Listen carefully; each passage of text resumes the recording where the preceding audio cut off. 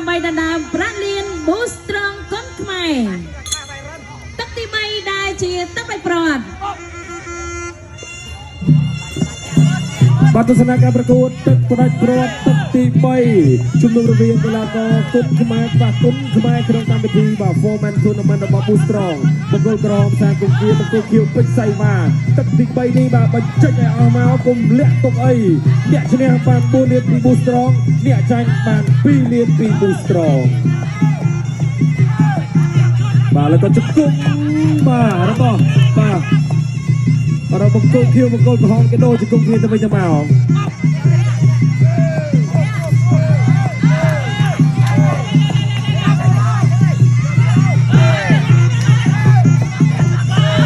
បាទលើជង្គង់របស់គុំគៀសងមួយរបស់សៃវ៉ា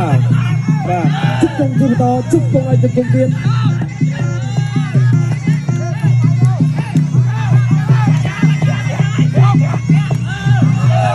បាទអូជង្គង់សៃវ៉ាបាទពេញសុទ្ធទៅលើគុំគៀតែម្ដងបាទដោយតែបានជម្រាបជូនបងប្អូនអញ្ចឹងបាទជង្គង់អ្នកទាំងពីរនោះគឺល្អហើយបាទប៉ុន្តែចង់ដឹងថាអ្នកណាបាទគេហៅថាបាទពូតាក់បាទតាំងជាងគេបាទល្អគឺល្អហើយបាទជង្គង់ព្រួយសិនតែអ្នកលេងជង្គង់បាទទឹកទី3ទឹកចុងក្រោយជង្គង់មួយទៀតរបស់បាទគុំគៀធាក់សងរបស់បាទសៃវ៉ាឥ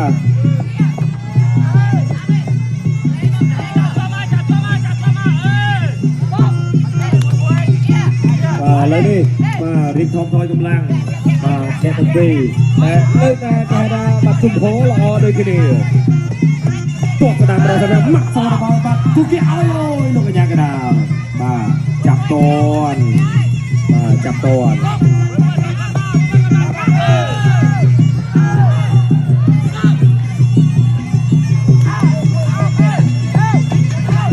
បាទ3ទឹកហើយបាទ3ទឹកទៀតអីគោលោកទៅបុកជង្គង់មួយទៀតរបស់សៃវ៉ាចាប់គ្នាលោកកញ្ញាកណ្ដាលចាប់បាទនេះបាទចង់តែធ្លាក់អញ្ចឹងបាទទឹក3បាទចង់តែធ្លាក់ទៅលើសង្វៀនអញ្ចឹងបាទឥឡូវគាត់ជើងក្រៅមួយរបស់គុំគៀធាក់ឆ្វេងរបស់គុំគៀបាទសៃវ៉ាទាត់ស្ដាំមួយទៀតធាក់ស្ដាំមួយទៀតរបស់ពេជ្រសៃវ៉ាគុំគៀដើរបាទគេđãកលឹងប្រជុំបាទមើលទៅចិត្តអស់នាទីដែរបាទតែក៏មិនទម្លាក់ដៃដែរអ្នកទាំងពីរបាទគឺមានទៅមានមកបាទជង្គង់ទៅមកបាទឡំជង្គង់បាទជួយស្ដាប់បាទឡំទៅឡំមកបាទគឺអត់សម្រាប់ទេបាទជួយស្ដាប់តោះជួយក្រោមដូចគ្នាមកជួយរបស់សៃវ៉ាតោះតាមថែមរបស់សៃវ៉ាបាទដើរចូលសៃវ៉ាមកជួយស្ដាប់អោបជង្គង់របស់សៃវ៉ាសាជាថ្មីបាទជុំលេងបាទ3ទឹកបាទប្រហែលបានទេបន្ទុចៃក្រមបាទគឺដាក់តាមនឹងចប់ទឹកទី3បាទឥឡូវនេះចប់ទឹក